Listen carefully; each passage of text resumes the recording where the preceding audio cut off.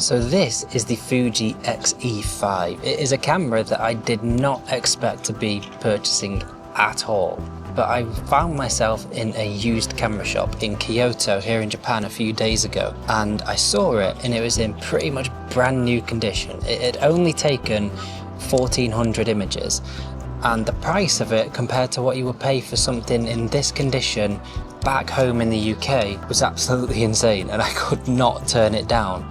So I ended up just having a little bit of a fuck it moment and buying it, and here it is. And I'm very, very glad that I got it because I actually really, really like it. Under the midnight sun, everything's shining. Even the made-up ones, if it stays, it's real. When the morning comes, I'm alright, under the midnight sun. I bought this camera in Kyoto, like I mentioned. I'm now in Osaka. I've been traveling around Japan for the last couple of weeks, and I go home tomorrow, which I really, really do not want to do. I just want to stay here for as long as I possibly can because I absolutely love it here. But yeah, I just wanted to get out this morning and take some more photos with this camera because I've never used a Fuji camera before. I've never even picked up a Fuji, not one of the X100s, not any Fuji at all, so I don't really know anything about them. I don't know the menu system. I've been using it for the last few days, so I've started to figure it out now. But yeah, I thought it'd be nice just to get out and take a few more photos with it. And this isn't a review video in the slightest. It's very much just a first look, first impressions, kind of getting to know it and learning all about it. But I am going to have a lot more videos to come on this camera, and also comparing it to the likes of Lumix L10 as well, which I've also been using on this trip. So yeah, make sure you subscribe to the channel if you don't want to miss out on those.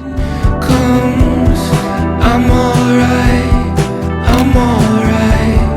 under the midnight sun.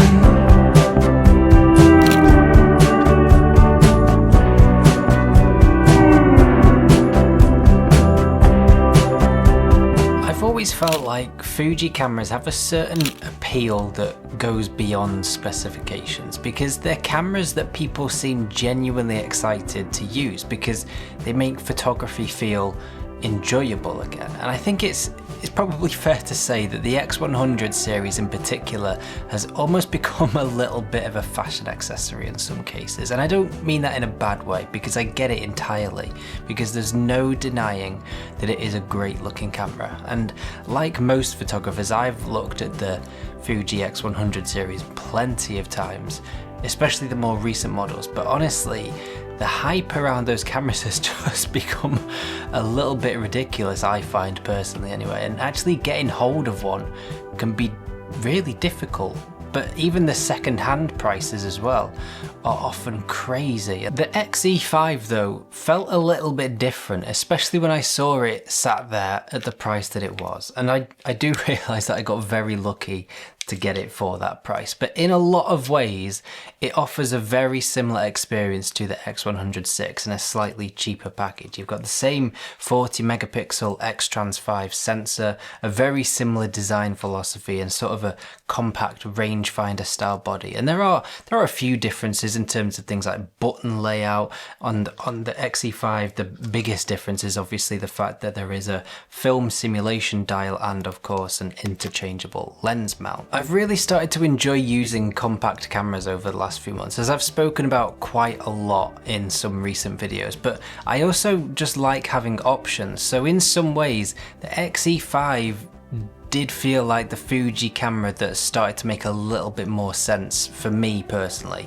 That being said though, I do really like the idea of a fixed lens, so I am quite torn on that. To go with the XE5, I also picked up this little 27mm f2.8 pancake lens, and I chose it over the 23mm because it gives you roughly a 40mm full frame equivalent field of view, which happens to be one of my favorite focal lengths. The 23mm, which is the same focal length as on the X100VI, gives you roughly a 35mm equivalent, and it might not sound like much of a difference, but I personally just really like shooting at 40mm. Another thing that has always intrigued me about Fuji cameras is the film simulations and recipes. It's one of those things that you hear Fuji photographers talk about all of the time, and until now, I've never really understood what all the fuss was about. But I've started using Lumix real-time LUTs a lot over the last few months, and I've actually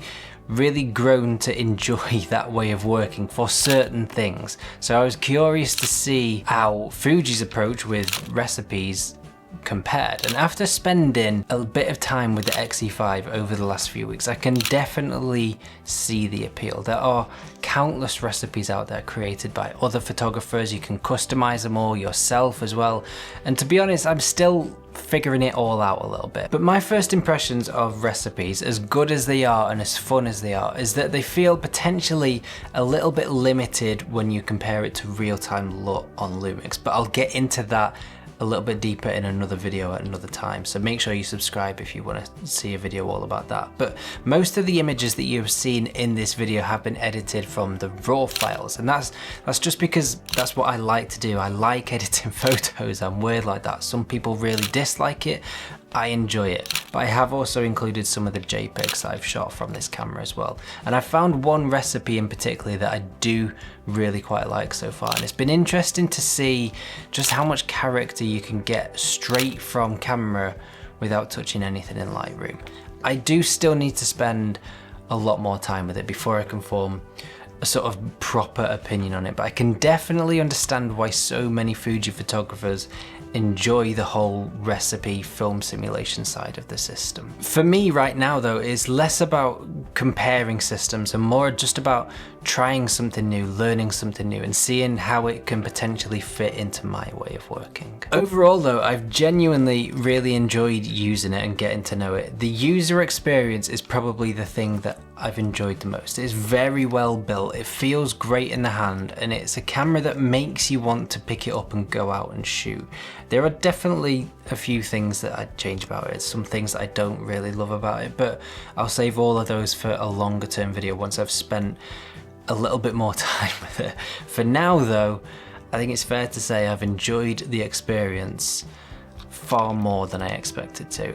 It's a difficult thing to explain really, because it's not really about specifications, and it's more about how a camera makes you feel when you're using it. Photography can sometimes become very technical. We spend so much time comparing autofocus systems, dynamic range, frame rates and megapixels, but sometimes it's just nice to just go and use a camera without knowing much about it and simply make something that you want to go and make. Go out and take the photos that you want to shoot and just enjoy it.